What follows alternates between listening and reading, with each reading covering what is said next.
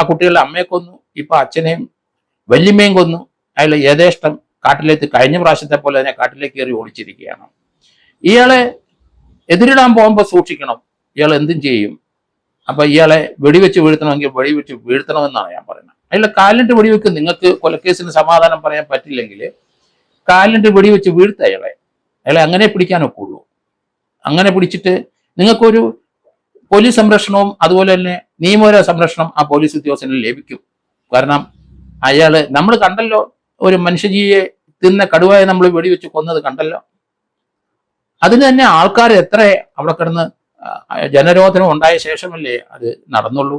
ഇവിടെ അങ്ങനെയല്ല, ഭ്രാന്തളയിരിക്കുകയാണ് ഇയാൾക്ക്. 3 എണ്ണത്തിനെ കൊന്നിട്ട് മതിയായില്ല അയാൾക്ക്.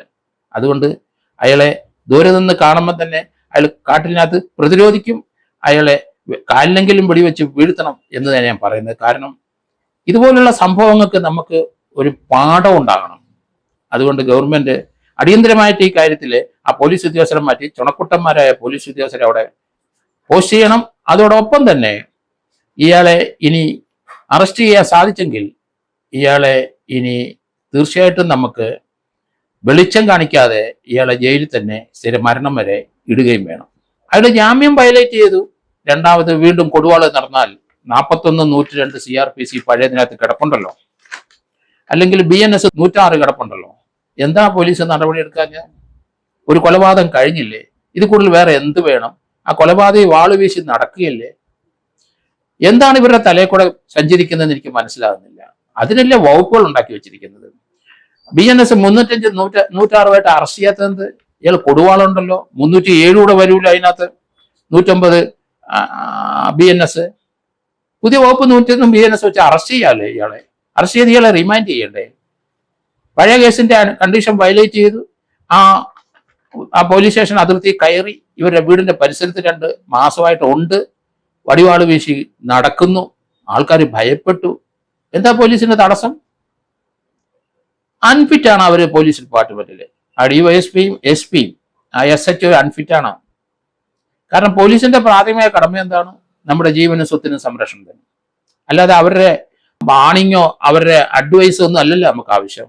നടപടിയല്ലേ വേണ്ട. നിയമമുണ്ടല്ലോ ഈ രാജ്യത്ത്. ചെയ്തില്ല. കാരണം നടപടി ഇനിയുണ്ടല്ലോ. CRPC 110, 107 അവന്റെ പ്രിവെന്റീവ് അറസ്റ്റ് ചെയ്യാമല്ലോ, RIയുടെ അവിടെ കൊടുക്കാമല്ലോ. 129, 126 BNS അനുസരിച്ചാണല്ലോ ആ നടപടി, പുതിയ നടപടി വരുന്നത്. അതിനൊന്നും തടസ്സമില്ല. എന്താണ് പോലീസ് ആക്ട് ചെയ്യാത്തത്? അടിയന്തരമായിട്ട് DGPയും ഹോം സെക്രട്ടറിയും ചീഫ് സെക്രട്ടറി ഇക്കാര്യത്തിൽ ഇടപെടണം. കാരണം അവരെ എത്രയും പെട്ടെന്ന് അവിടുന്ന് മാറ്റണം. അവരെ അവിടെ മാറ്റുകയല്ല, പോലീസിൽ അവർക്ക് വേണോ ഇല്ലയോ എന്നും കൂടെ ആലോചിക്കണം. ജീവൻ നഷ്ടപ്പെട്ടു. ഇന്ത്യയിൽ ഏറ്റവും വലിയ കുറ്റം ചെയ്തു കഴിഞ്ഞു. ഇവരുടെ പിഴവ് കൊണ്ട്, ഇവരുടെ ലാക്സിറ്റി കൊണ്ട് അങ്ങനെയല്ല ഉണ്ടായത്. ഇനി എന്ത് പറയാനൊക്കെ അവർക്ക് സമാധാനം? അതിനൊരു എക്സ്ക്യൂസ് ഇല്ല. അവർ നേരത്തെ വീരശൂര പരാക്രമയാണെന്ന് പറഞ്ഞിട്ടൊന്നും അർത്ഥമില്ല. അവരെ പോലീസിൽ നമുക്ക് ആവശ്യമില്ല അവരെ. അതുകൊണ്ട് പോലീസ് പ്രിവെന്റീവ് അറസ്റ്റ് ചെയ്തില്ല, ഫെയിലിയറായി. വാളുമായിട്ട് നടക്കുന്നതിനെ അറസ്റ്റ് ചെയ്യണ്ടേ? 41, 102 പ്രകാരം അറസ്റ്റ് ചെയ്യണ്ടേ? അല്ലെങ്കിൽ 126, 129 പ്രകാരം സെക്യൂരിറ്റി എടുക്കണ്ടേ? BNS പ്രകാരം ഒന്നും ചെയ്തില്ല. അഡ്വൈസ് ആർക്ക് വേണം? ഇവരുടെ അഡ്വൈസ്. ജീവൻ നഷ്ടപ്പെട്ട ആ കൊച്ചിന്റെ വിലാപം നമ്മൾ കണ്ടോണ്ടല്ലേ ഇരിക്കുന്നത് കേരളം മുഴുവൻ. എന്ത് സമാധാനം പറയാനുണ്ട്? ആ 2 പെൺകുട്ടികളുണ്ട്. നേരത്തെ 2010 അമ്മയെ നഷ്ടപ്പെട്ടു. ഇപ്പോൾ ആരെയാണ്? അവരെ സംരക്ഷിക്കുന്ന അപ്പനെ നഷ്ടപ്പെട്ടു. അപ്പന്റെ അമ്മയും കൊച്ചിന്റെ വല്യമ്മയും നഷ്ടപ്പെട്ടു പോയി. ആരുണ്ട് ആ കുട്ടികൾക്ക്? ഇനി അവരുടെ സംരക്ഷണം മുഴുവൻ ഗവൺമെന്റ് ഏറ്റെടുക്കണം. അതൊന്ന്. രണ്ടാമത് ആ 2 കുട്ടികൾ അനാഥരായി. ആരാണ് അവരെ സംരക്ഷിക്കുന്നത്? സർക്കാരേ ഉള്ളൂ. അത് പോലീസിന്റെ പിഴവ് കൊണ്ടല്ലേ സംഭവിച്ചത്. അതുകൊണ്ട് ആ പോലീസ് എത്രയും പെട്ടെന്ന് അവിടുന്ന് മാറ്റണം.